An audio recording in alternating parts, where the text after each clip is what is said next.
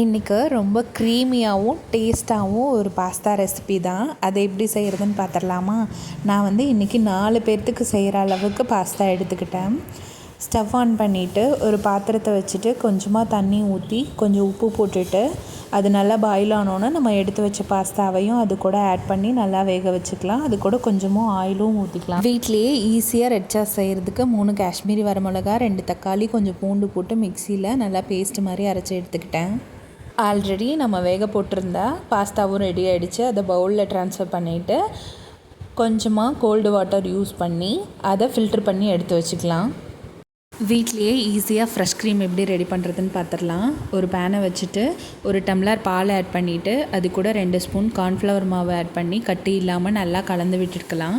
நல்லா கலந்து விட்டதுக்கப்புறம் ஒரு ஸ்பூன் பட்டரை ஆட் பண்ணிவிட்டு அதையும் நல்லா கலந்து விட்டுட்டு ஒரு கை அளவு சீஸை நான் துருவி எடுத்து வச்சுருந்தேன். அதையும் இது கூட ஆட் பண்ணி 2 ஸ்பூன் சுகர் ஆட் பண்ணி நல்லா கலந்து விட்டுட்டே இருந்தோம் அப்படின்னா அப்போ நம்மளுக்கு ஃப்ரெஷ் க்ரீம் ஈஸியாக ரெடி ஆகிடும்.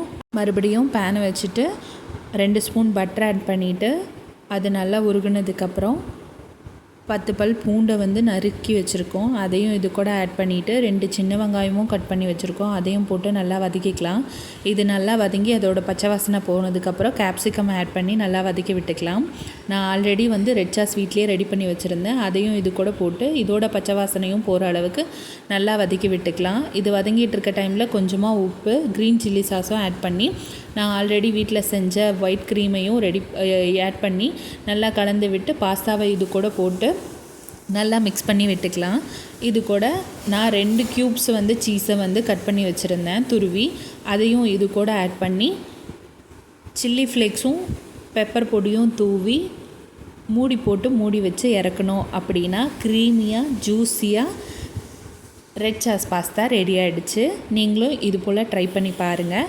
வீட்டில் ஈஸியாக இது போல் செஞ்சு சாப்பிட்டு பாருங்கள். சேனலை சப்ஸ்கிரைப் பண்ணி